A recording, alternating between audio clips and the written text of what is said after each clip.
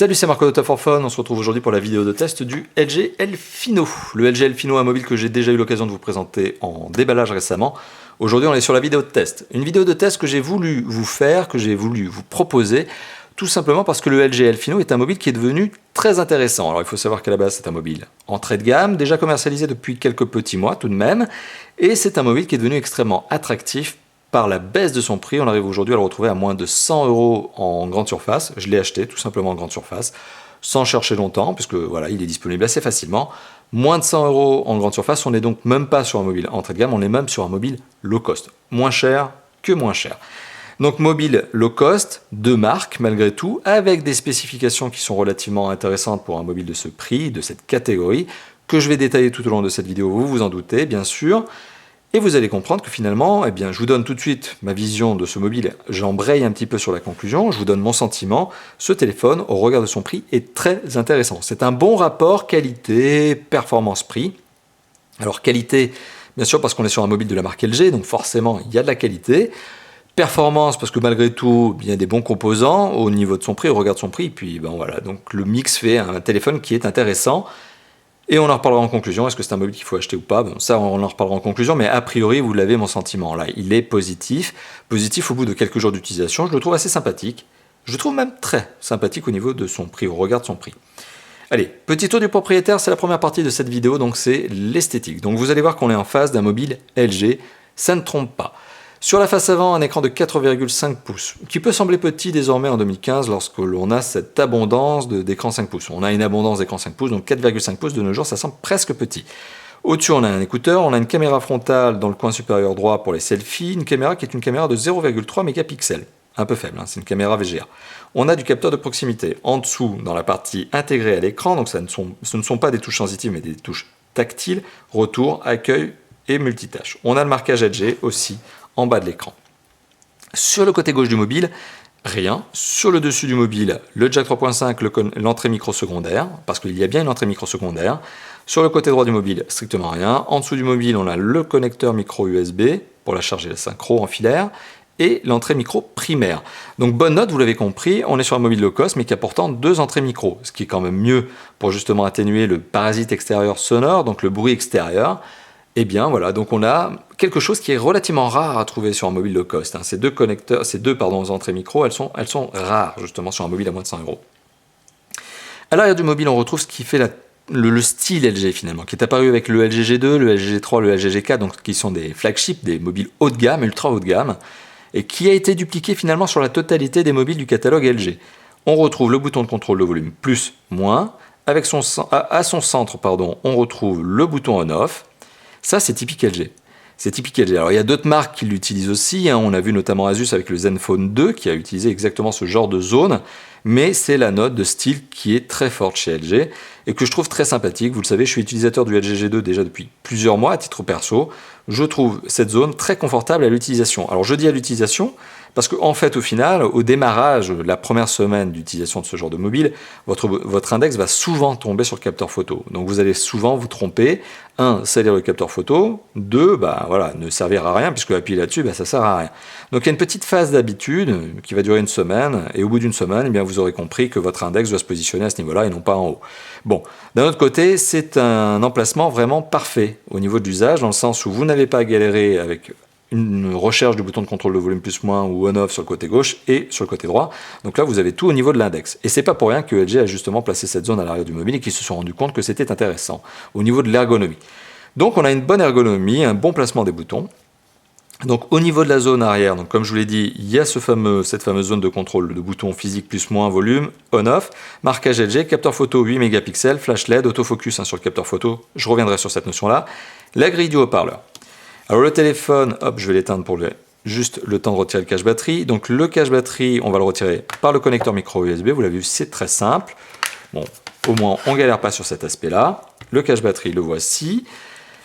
À l'intérieur du téléphone, on retrouve donc une batterie de 1900 mAh qui est extractible. On peut donc la remplacer. En dessous de la batterie, on retrouve un connecteur pour la carte SIM format micro. On retrouve aussi l'emplacement de la carte SIM l'emplacement de la carte micro SD sur le côté gauche, sur la tranche gauche du mobile.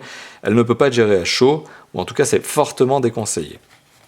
Alors je dis qu'elle ne peut pas être gérée à chaud, c'est faux. Vous pouvez l'enlever et vous pouvez la replacer à chaud sans éteindre votre téléphone.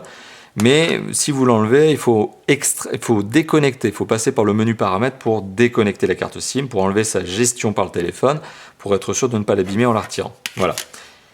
Hop, ça c'était donc pour le petit tour du propriétaire. Vous l'avez vu, le cache batterie, je l'ai replacé très rapidement, pas de souci. Le cache batterie présente non pas un matériau doux au toucher, c'est pas du soft skin, mais une sorte de texture à l'intérieur qui fait que le téléphone est relativement doux au toucher sans être glissant, ce qui est un bon point. Donc on a l'impression que voilà, le cache batterie arrière est un tout petit peu texturé, il y a des petits points, des petits picots.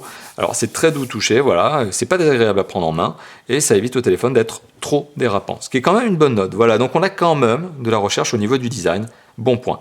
Au niveau de la prise en main, vous l'imaginez, hein, la prise en main est juste très très bonne parce qu'on est sur un téléphone qui est compact. Vous pouvez parfaitement taper vos SMS à une seule main, à un seul pouce. Vous n'êtes pas obligé d'utiliser vos 2 pouces.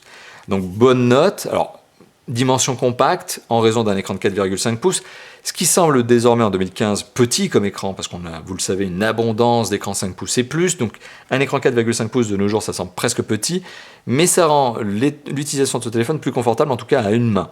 On est sur un téléphone qui fait 12,7 cm de long, 6,8 cm de large et 1,2 cm d'épaisseur. Donc il est un peu épais, il est un peu hors standard en termes de finesse, mais il n'est pas désagréable à utiliser, au contraire. Bonne prise en main à une seule main, poids 143 grammes. Bon, c'est un peu dans la moyenne haute finalement pour un mobile de cette taille, de cette compacité, c'est un petit peu élevé, mais c'est pas déraisonnable. On n'a pas l'impression de porter une brique dans la main au fur et à mesure du temps, on s'habitue parfaitement à ce type de poids, donc tout à fait normal, rien de très étonnant. Voilà, on est dans la moyenne haute, mais ça reste tout à fait acceptable.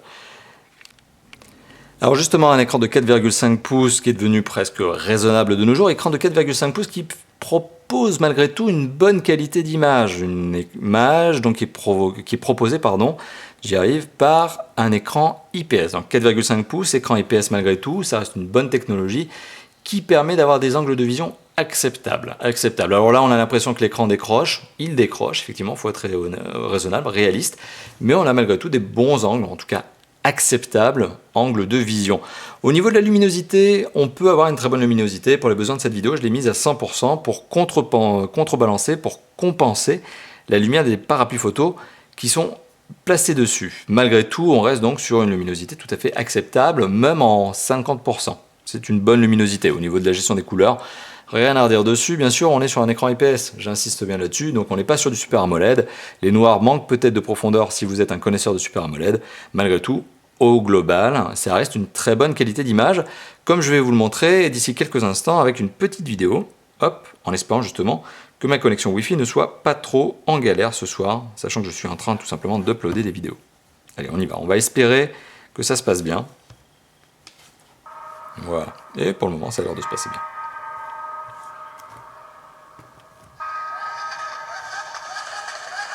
Alors j'essaie de jongler avec les reflets de la caméra et de la lumière justement. Voilà, donc l'image est tout à fait acceptable. Alors, au niveau du son, c'est acceptable aussi. Je vais revenir sur l'image, parce que j'ai une petite chose à vous dire. Au niveau du son, vous le comprenez, le son procuré par le haut-parleur arrière devient étouffé dès que vous posez le téléphone sur une table. Voilà. Et il est forcément moins bon, moins précis que lorsque vous avez le téléphone orienté vers vos oreilles. Voilà. Voilà, vous sentez une perte de qualité du son. Mais rien de très étonnant. L'image est donc satisfaisante, mais les vrais amateurs de HD sentiront qu'on est sur quelque chose d'autre que de la HD. On est très très loin de la HD. On est sur un écran qui fait 800 pixels par 480 pixels, donc on est sur un 480p. On est très loin d'un 720p, on est très loin, encore plus loin d'un 1080p. Donc une densité de pixels qui, pour les vrais amateurs de Full HD, les gens qui ont cet œil un peu précis sur les écrans, notamment de smartphones, eh bien voilà, on a peut-être un manque de netteté pour ces derniers. On est sur un écran qui fait, ou en tout cas qui possède 207 pixels par pouce. En français, pixels par pouce, donc PPP. En anglais, ça s'appelle PPI, Pixels per Inch. En dessous des 300 PPI ou PPP jugés indispensable pour ne pas voir les pixels à l'œil nu. Bon, bah voilà, donc on les voit à l'œil nu forcément quand on a l'œil un peu collé, mais ça reste malgré tout un écran tout à fait de bonne qualité, en tout cas l'image est suffisamment bonne pour un mobile de ce niveau de prix. Au niveau du son, vous l'avez compris, le haut-parleur, donc son étouffé lorsqu'on pose le téléphone sur une table. De toute façon, perte du son parce que le son est véhiculé par l'arrière du mobile, non pas les tranches et encore moins les façades. Donc on est sur une perte de son. Le son reste malgré tout relativement convenable, notamment lorsqu'on met bien un titre MP3, vous allez comprendre que le son, eh bien, il peut être très puissant. Alors il manque peut-être un peu de clarté quand même. Donc là, hop, on est à peu près 50% de son. Là, je vais le mettre à fond.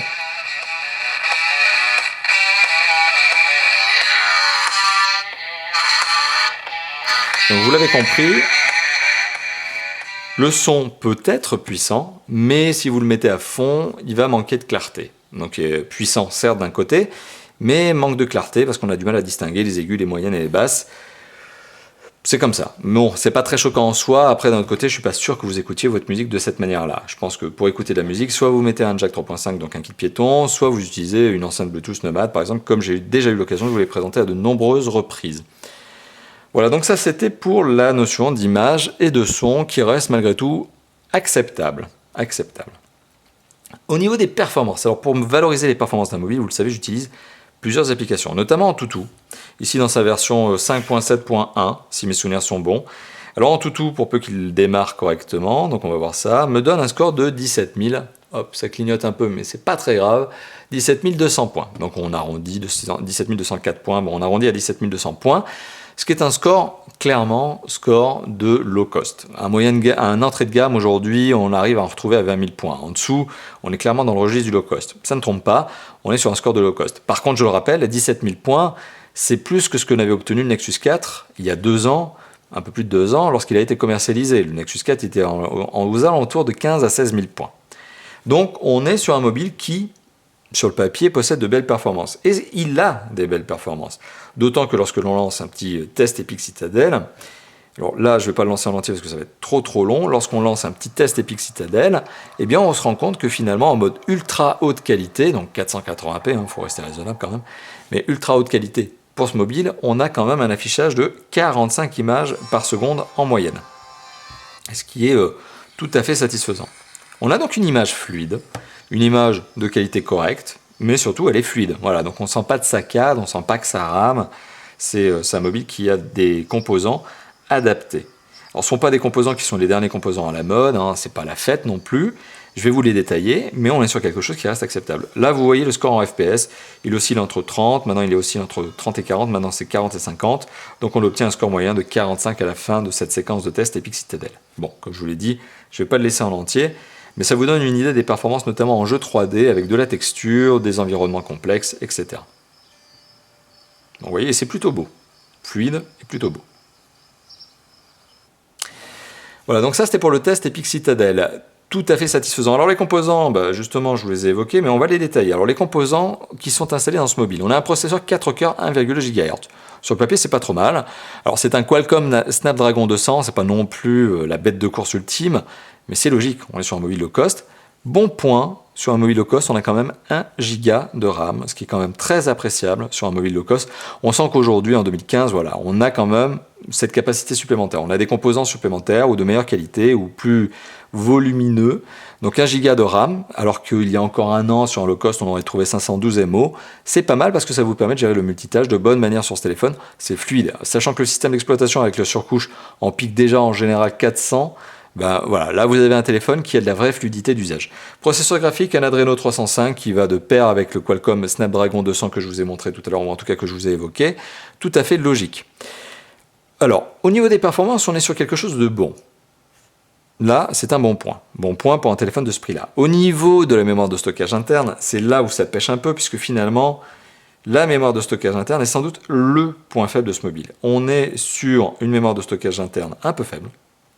Tout simplement parce qu'il faut savoir que ce téléphone propose 4 Go de mémoire de stockage interne soi-disant, au démarrage, alors 4 Go d'installé à la base, sauf que lorsque vous allumez le téléphone pour la première fois, et c'est revendiqué d'ailleurs clairement sur le site de LG, donc le LG a l'honnêteté de le dire, mais lorsque vous allumez le téléphone pour la première fois, les 4 Go se transforment en 1,5 Go disponible pour l'utilisateur.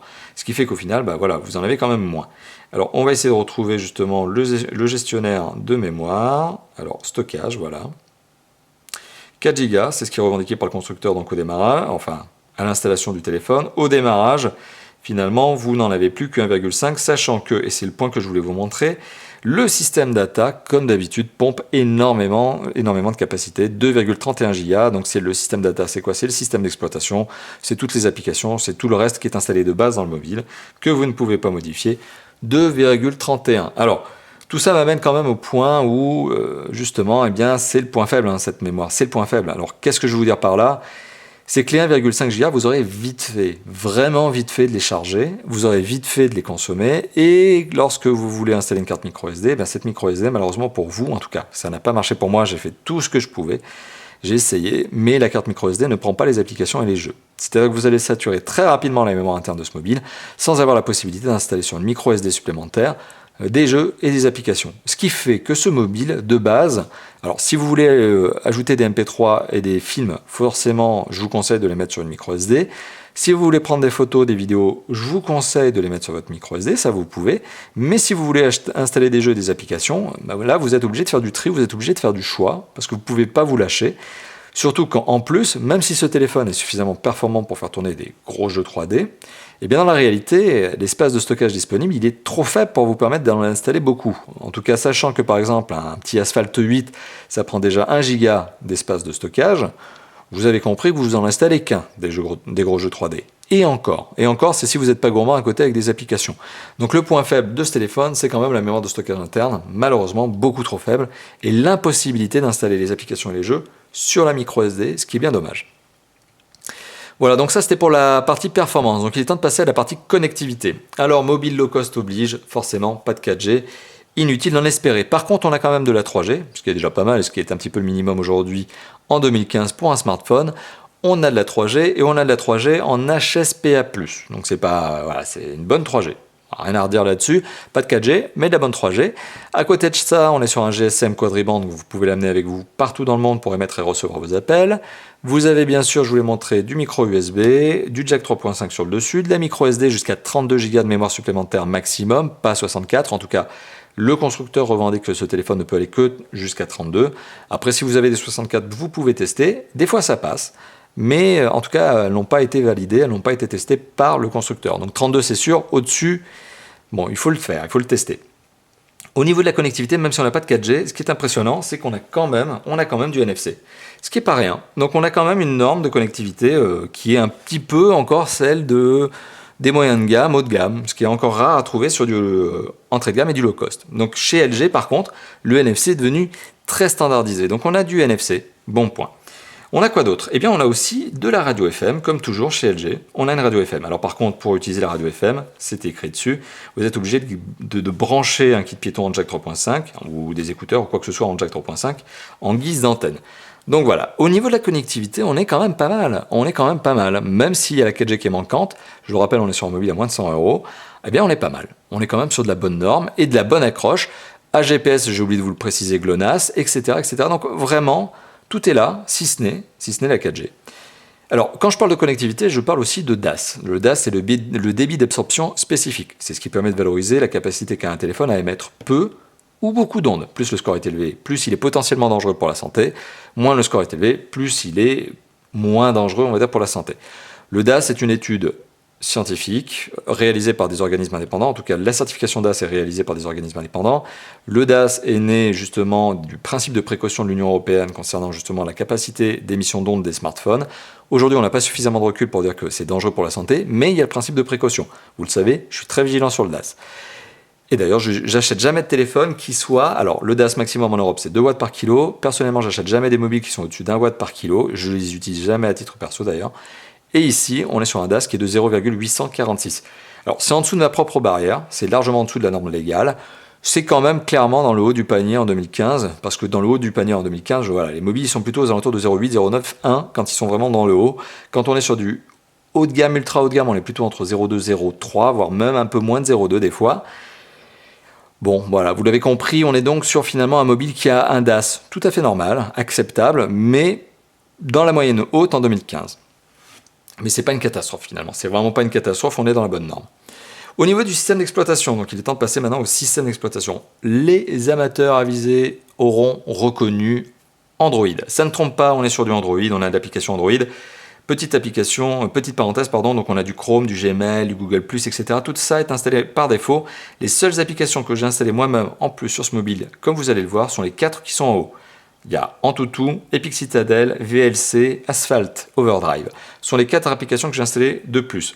Tout le reste que vous voyez ici, tout le reste est installé de base dans ce mobile. Et il n'y a pas overdose. Il n'y a pas overdose d'applications inutiles, d'applications publicitaires. On est sur quelque chose de plutôt cohérent, plutôt raisonnable.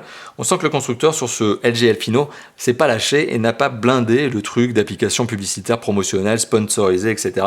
On est donc sur quelque chose de tout à fait raisonnable. Voilà, donc on a un système d'exploitation qui est quand même relativement gourmand en espace de stockage, sur laquelle il y a une surcouche qui elle aussi prend de l'espace de stockage. Donc le tout fait que, eh bien, on perd des gigas malheureusement de stockage, mais ça donne un agrément d'utilisation dans le sens où c'est beau, c'est propre, ça ne dénature pas l'expérience Android 5.0, sachant que, pour information, on n'est pas sur 5.0, on est sur 4.4.2, et je doute que ce téléphone soit mis à jour en 5.0.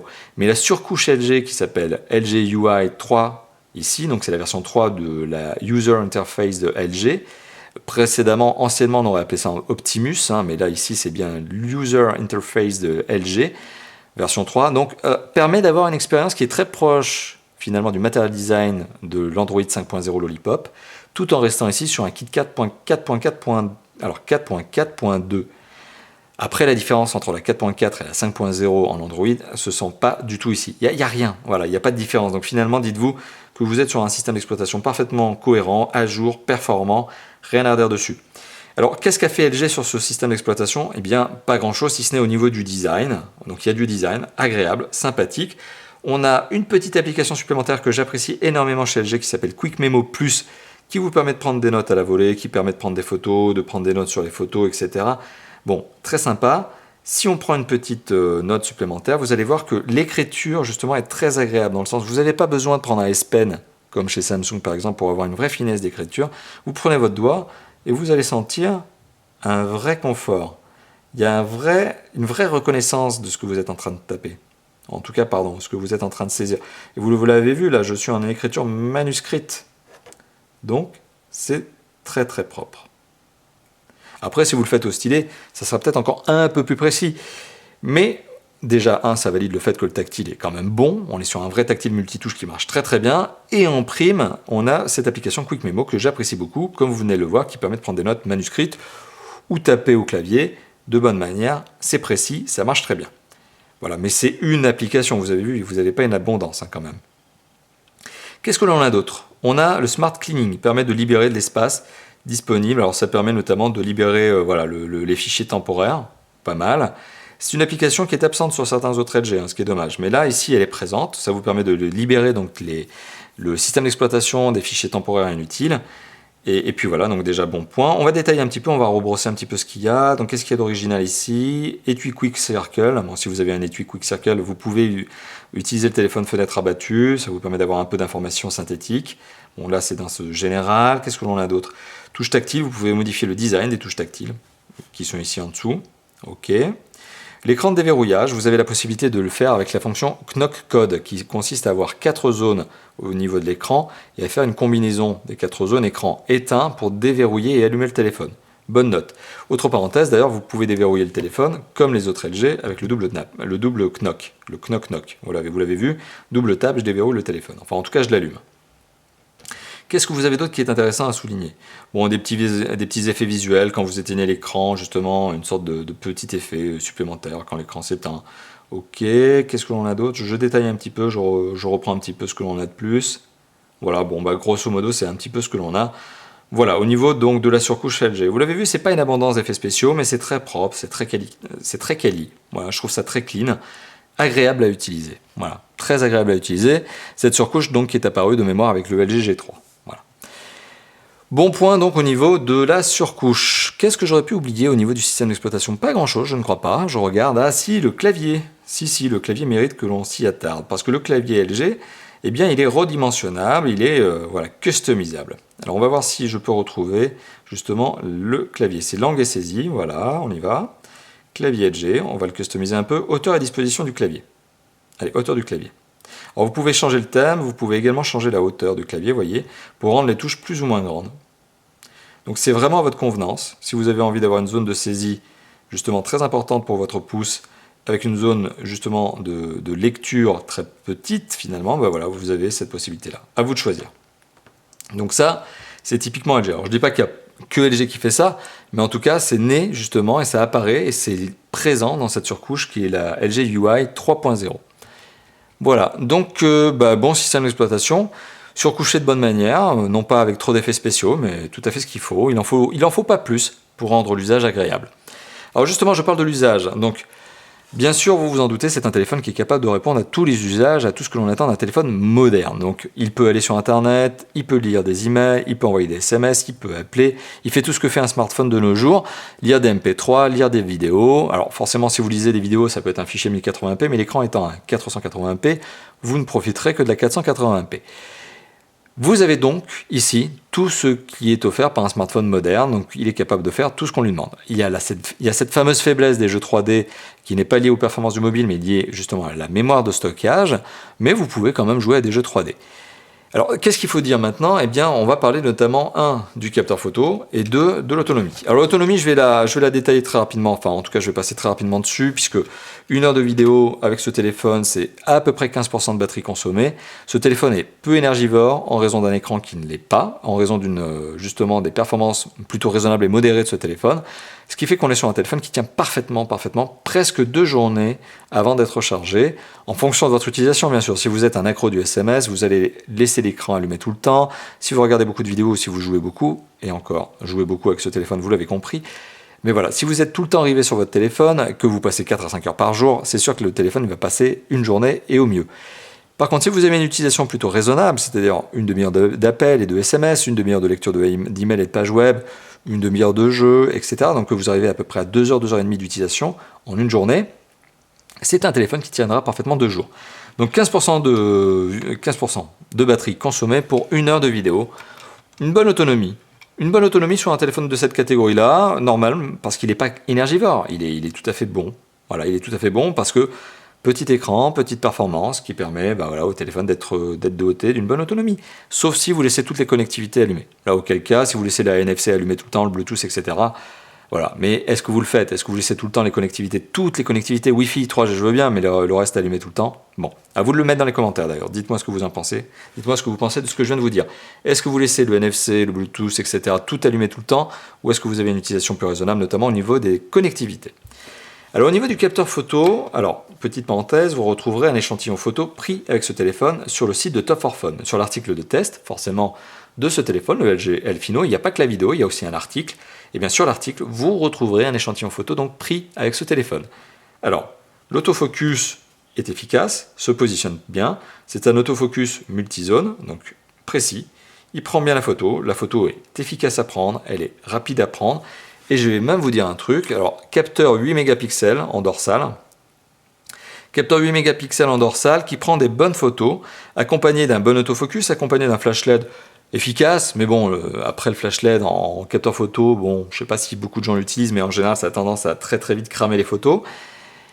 La photo prise, en tout cas les photos prises avec ce téléphone, avec le capteur dorsal, sont de bonne qualité. J'ai même été, je vous le dis clairement, bluffé par la qualité du capteur photo dorsal pour un mobile de cette catégorie. Un 8 mégapixels, efficace en autofocus, qui prend bien les photos, pour un 8 mégapixels sur un mobile à moins de 100 €, non, franchement c'est bluffant. Donc d'ailleurs je vous laisse maintenant vous faire votre propre idée avec l'échantillon photo publié sur le site de Top 4 Phone, mais vous verrez, on est sur quelque chose qui est très satisfaisant pour un mobile de ce prix-là, pour un mobile low cost. On est sur un très bon capteur photo, j'insiste vraiment là-dessus, ça a été une bonne surprise. Ça a été une bonne surprise, je m'attendais vraiment à un truc catastrophique. On est sur quelque chose de bon pour un mobile à 100 €, même pour un entrée de gamme, même pour un moyen de gamme, hein. C'est vraiment très impressionnant, c'est vraiment très appréciable. Étonnant, voilà, juste étonnant, juste bluffant. Le capteur photo est un 0,3 mégapixels, c'est un VGA. Alors, heureusement qu'il y a du travail logiciel derrière, hein. LG est bon aussi sur la notion d'application logicielle, le travail de la photo. Donc il y a un tiers travail de la photo, mais là, hop, c'était pas la photo que j'ai activée, là c'est la vidéo. Voilà, donc photo. Alors la photo, 0,3 mégapixels, bon, c'est pas terrible. Voilà, les selfies sont vraiment pas terribles. Sont pas bluffants. Là, on est très très loin du résultat bluffant du capteur dorsal. On est sur quelque chose de correct, capable de faire rire les potes par MMS, Facebook et Instagram.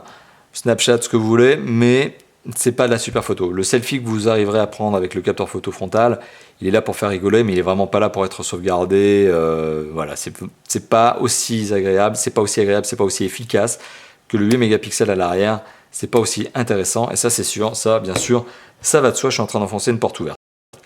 Voilà, donc on est sur quelque chose de très satisfaisant au niveau des capteurs, au niveau du capteur dorsal. Voilà. Bonne autonomie au niveau d'usage, donc, et bon capteur photo dorsal. Allez, là je me répète.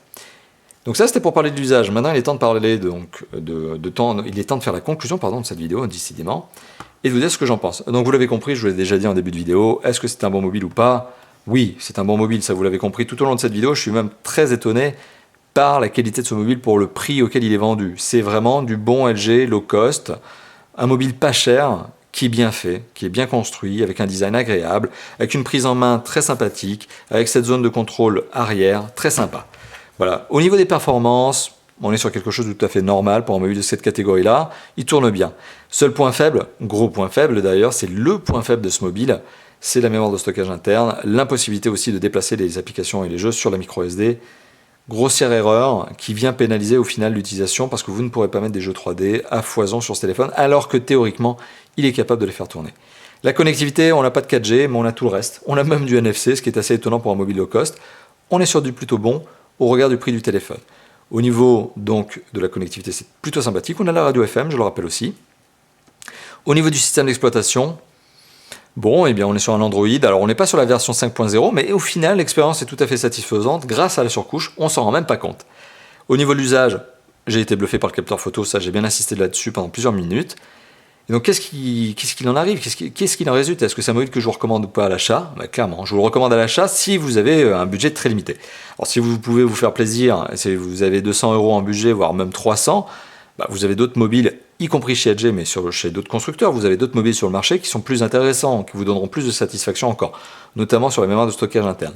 Mais si vous avez un budget très limité, de fait ou par choix, eh bien, moins de 100 €, vous avez un très bon mobile ici.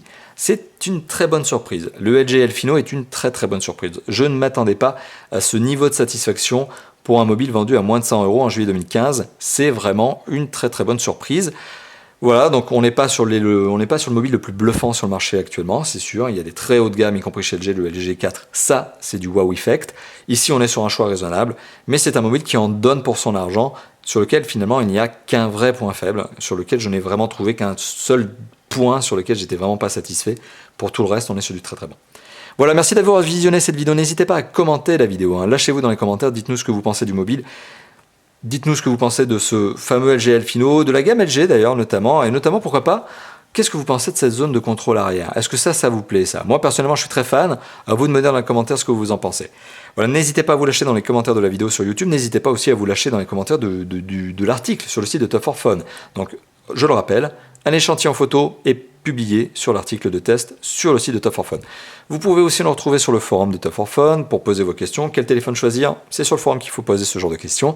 Et vous avez aussi notre Facebook et notre Twitter où interagir avec nous. Comme d'habitude, ça ne change pas. Ce sont les grands classiques. Vous pouvez nous poser vos questions là-dessus. Facebook, Twitter, le forum, la chaîne YouTube, le site, etc. Autant d'endroits où interagir avec nous.